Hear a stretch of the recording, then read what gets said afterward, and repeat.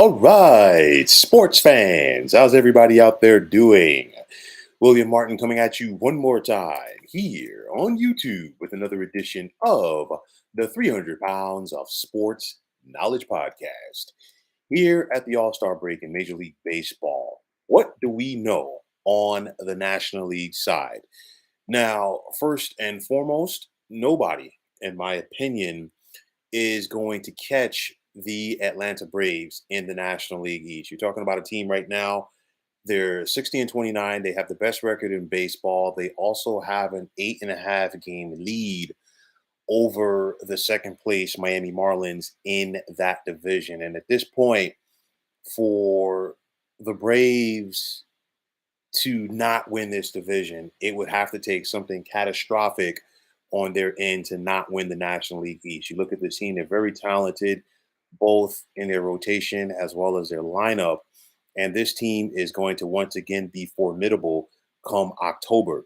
Now, will the Cincinnati Reds be able to win the Central? And I mean, who would have thought at the beginning of the season that we be talking about the Reds in the fashion that we are right now? You got a Reds team, they're 50 and 41. They are one of the more exciting young teams in baseball, of course, with Ellie De La Cruz leading the way.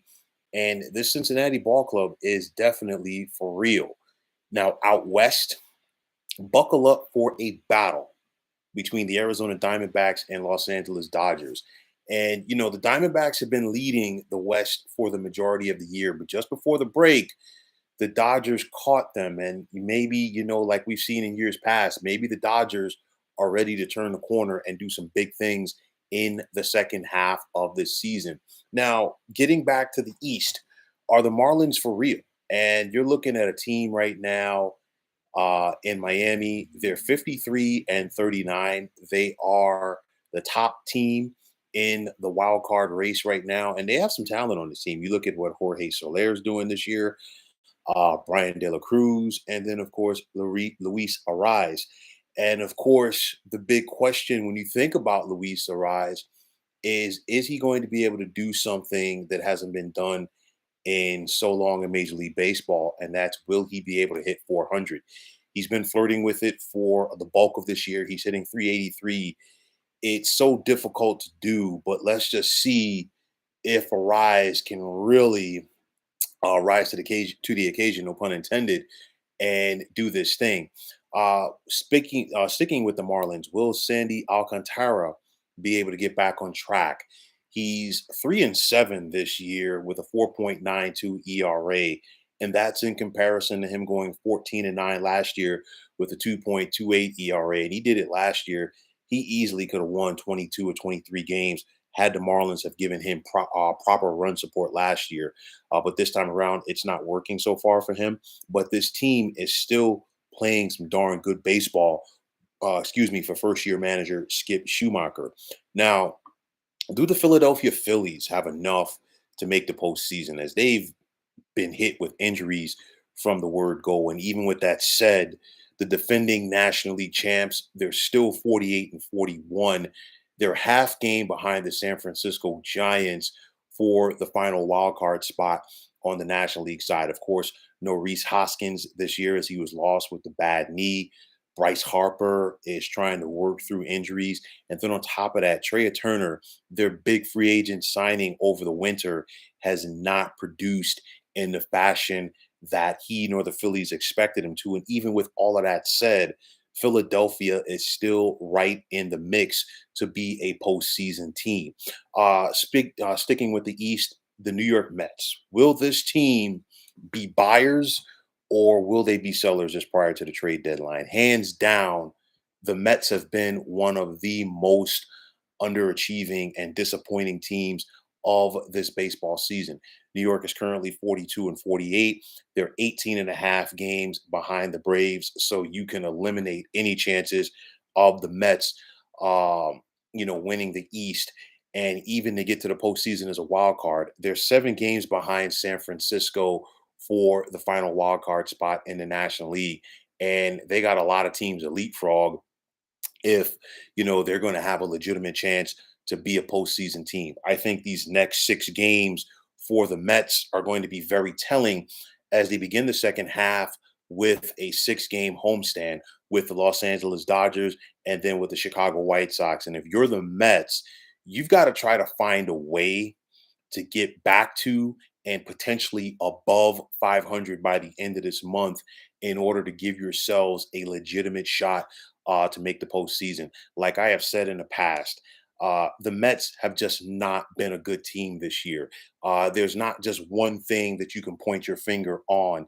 You look at it, of course, the Edwin Diaz injury in the World Baseball Classic hurt this team from the word go because it thinned out their bullpen. David Robertson was supposed to be the setup guy for Diaz in the eighth inning, and now he's been called upon more often than to save games in the ninth inning for Buck Showalter. On top of that, it's been a bullpen by committee, a bullpen that has been overworked because the starters have failed to go deep into games. And then on top of that, this team is not hitting like they were last season. They showed flashes just prior to the break when they had a 6 game winning streak, but then they lost their final two to San Diego just prior to the break. But the Mets have to pick up their play. And if they don't do something within the next couple of weeks, maybe it's time for them to throw in the towel for this year. Speaking of throwing in the towel, will the St. Louis Cardinals be sellers? And you think about the Redbirds, a perennial playoff team, but right now you're talking about a St. Louis club that is 38 and 52. They're in last place in the Central, and they are 11 and a half games behind Milwaukee. I definitely think at this point, St. Louis is going to be sellers. I don't see them making any headway to catch the likes of Cincinnati and Milwaukee at the top of this division. Then on top of that, the Central, just like the American League Central, and I talked about this the other night, this more than likely is going to be a one bid division here. So if you can't win your division outright, you're more than likely not going to get to the postseason. Will the Cardinals shop Jordan Montgomery? Will they shop Nolan Arenado? That's going to be very interesting to see, as it's going to be interesting also, speaking of St. Louis, to see whether or not this is going to be a stopgap year. And I say that from the standpoint, would they just like press the full reset button heading into this offseason? Or will they come back and say, you know what, we can patch this up and get back on track? It's going to be very interesting to see what happens with St. Louis. Now, the Milwaukee Brewers, they are not going to go down without a fight in the Central. They're currently 1 game behind Cincinnati for the top spot in the NL Central. Christian Yelich, this has been his best season at the plate since that injury. And of course, that kneecap injury several years ago really put Christian Yelich behind the 8 ball. Some people might forget that he was one of the best players in Major League Baseball just prior to that injury. And it has taken him some time to get back on track. But hands down, this is his best season since the injury. Now, out west, the San Francisco Giants, they're not only lurking, but they'd be a playoff team if the season ended today, as they are in possession of the final wild card spot in the National League. On top of that, San Francisco is just 2.5 games behind both Arizona and Los Angeles. It's one of those things you think about with Gabe Kapler. The Giants have done things in kind of a no frills way. They don't have a team full of stars, but they have a team that is committed to one another. They have tremendous pitching. They're also getting contributions in their lineup, excuse me, from a pair of ex Mets and J.D. Davis and Michael Conforto. And you got a scenario here where San Francisco could be a dangerous team if they get into the postseason due to the fact that they have pitching. And if that sounds familiar, that was the Giants' recipe for success when they won 3 World Series championships last decade in a 5 year span, as they did it with their pitching and they got timely hitting in the postseason. Now, you look at it for the San Diego Padres, and like the Mets, they've been a very disappointing team this year. And it'll be interesting to see if the Padres can pick up their play in the second half of the season. You look at San Diego right now, they're 43 and 47, 8.5 back of the Diamondbacks and Dodgers in the West. They're going to have their work cut out for them. They're also 6 games behind the Giants for the final wild card spot in the National League. You think about the money that was spent in the offseason by San Diego. You think about some of the acquisitions going back to last year by San Diego, and it's a who's who as far as all-star caliber talent in this lineup. Nelson Cruz was just released, but you still have Juan Soto, Manny Machado, Xander Bogaerts, and we can go right down the list. But it has not worked out for San Diego. Would they make Josh Hader and Blake Snell available at the deadline if they decide to sell? And I say that because both Snell and Hader are pending free agents. There are going to be contending teams out there that will want both of them, and they could bring back some prospects. But you look at San Diego, and this is a make or break 10-game road trip for them to begin the second half of this season. They're going to have four in Philadelphia against the Phillies. And of course, it was the Phillies that sent San Diego packing last year in the NLCS.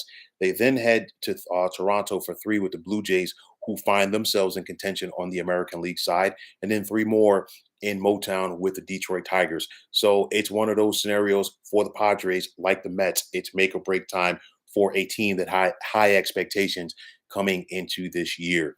So when it's all said and done, which teams do I feel are going to be buyers at the trade deadline on the National League side? Definitely the San Francisco Giants. This is a team that they've tried in recent years. And of course, San Francisco is a bigger market. They have tried to make a splash and it just has not worked out. We saw San Francisco this past offseason. They got spurned by Aaron Judge. They thought they had Carlos Correa until they weren't going to pass him on his physical. And San Francisco has money to spend and they want to go out there and get themselves a star player. Might not get a big time star player right now, but I think the Giants are definitely going to be in contention, possibly for another quality bat out there if one becomes available prior to the deadline. And I think it's going to happen. You have the Los Angeles Dodgers. There are already rumors of the Dodgers being interested in Chicago White Sox starting pitcher Lucas Giolito. And I think the Dodgers are definitely going to go out there and try to make a move, definitely for their lineup and definitely for their rotation. Three other teams to look out for: the Diamondbacks, the Reds, and the Brewers. Three of the smaller market teams that usually tend to keep it close to the vest as far as making moves. But I want to see which one of them is really going to be tempted to go out there and make a move. The Reds are in a rebuild. Nobody expected this right now. So are they willing to push all of their chips to the middle of the table? I think it's going to be a trickle down effect here because if Cincinnati goes out there and makes a move, it's going to force the hand of the Milwaukee Brewers to go out there and make a move. So it's going to be interesting to see which one of those two teams blinks. The Diamondbacks, I think they're going to have to make a move because the Dodgers are going to make a move, and you want to try to find a way to keep up with the Joneses, if you will, in that division. And I think if both the Dodgers and Giants make moves in the West, it is going to force the hand of Arizona to go out there and make a move as well. Now, which teams are going to be sellers? At this point, I think St. Louis. I think the Chicago Cubs definitely. I wouldn't be surprised to see Chicago move on from both starting pitcher Marcus Stroman as well as outfielder Cody Bellinger.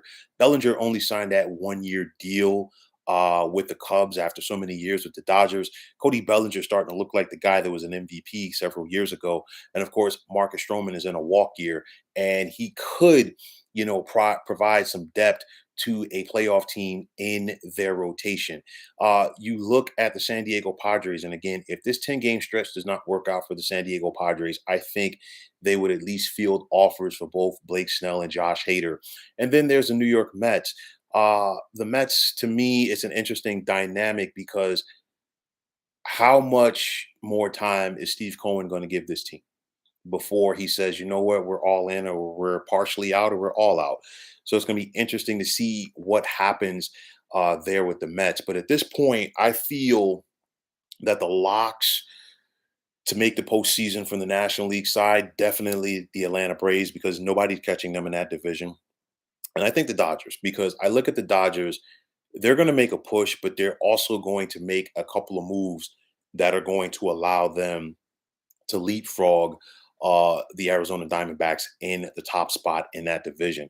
I think the Dodgers win the West. I said coming into this season, it was going to be a battle between St. Louis and Milwaukee to the very end in the Central. I think now it looks like it's going to be a battle between Cincinnati and Milwaukee. And like I said before, the Central is more than likely going to be a one bid division. With that said, the Marlins are a surprise team that I don't see slipping off to the point that they're not going to make the postseason. The Philadelphia Phillies, they bring a lot to the table. And, when you think about it right now, there are 9 teams, in my opinion, that have legit chances to make the postseason from the National League side. Like I said, 2 of those teams are locks in Atlanta and LA. But I'm looking at the Giants. They could be a dangerous team. I look at the Phillies and Marlins as well. So it's going to be an interesting dynamic coming down the stretch here on the National League side. And then you look at this weekend, just overall, National League and American League, there are some very interesting series. San Diego and Philadelphia are set to begin a 4-game set. The Miami Marlins and Baltimore Orioles, this should be an interesting series because Baltimore is nipping on the heels of the Tampa Bay Rays in the AL East after the Rays limped into the break. The Diamondbacks begin this second half in Toronto against the Jays. The Dodgers are in Flushing to take on the New York Mets, and the Dodgers want to keep the momentum going, while the Mets need to get some momentum going for themselves. What a better way to kick off the second half than having the Brewers be in Cincinnati to take on the Reds, as this is going to be a battle to the very end between both of these teams in the Central. The White Sox, I don't see them giving the Atlanta Braves a lot of competition. You look at the Boston Red Sox, they want to try to keep things going for themselves. They entered the break winners of their last 5, and now they're going to be in Wrigley this weekend, or at Wrigley rather, to take on the Chicago Cubs. You look at the Cleveland Guardians, who are looking to get going in the American League Central. They'll be in Texas to take on the Rangers, who are the first place team in the American League West. Then the New York Yankees with new hitting coach Sean Casey. What a better place for the Yankees to debut their new hitting coach than at Coors Field in Denver against the Colorado Rockies. You got the Houston Astros traveling to take on the Los Angeles Angels, and Houston looks like they're going to once again be a playoff team coming out of the AL West. And the Angels, of course, due to the injuries, they are beginning to slip as far as their postseason chances go. And then the Seattle Mariners, a team that just hosted the All-Star game. They're looking to get back on track. They've been somewhat of a disappointment so far this season. They're going to host the Detroit Tigers. So I think there's still plenty of good baseball coming down the stretch. Want to see what teams are going to really seize the moment, what teams are going to be active at the trade deadline, whether it be buying or selling. It's a lot of different things on the table, but nonetheless, I think we are in store for an exciting finish to this MLB season on the National League side. So, folks, that is going to wrap it up. And as always, I want to take this time out to thank you for tuning into the 300 Pounds of Sports Knowledge podcast here on YouTube. I want to take this time out to thank all of you fine folks out there for tuning in. And if you have not already, please feel free to subscribe to this channel. Now, if you're on Twitter, please feel free to follow me at 300 Pounds of Sports. And like I always say, if you follow me, it'll be my pleasure to follow you right back. There's also the sports discussion group on Facebook at the Sports Depot 365. Now you can check it out. Drop a line and be a part of one of the better sports debating sites going on social media. So once again, fine folks, my name is William Martin, and I'm signing off. And I'm saying take care and have yourselves a wonderful day.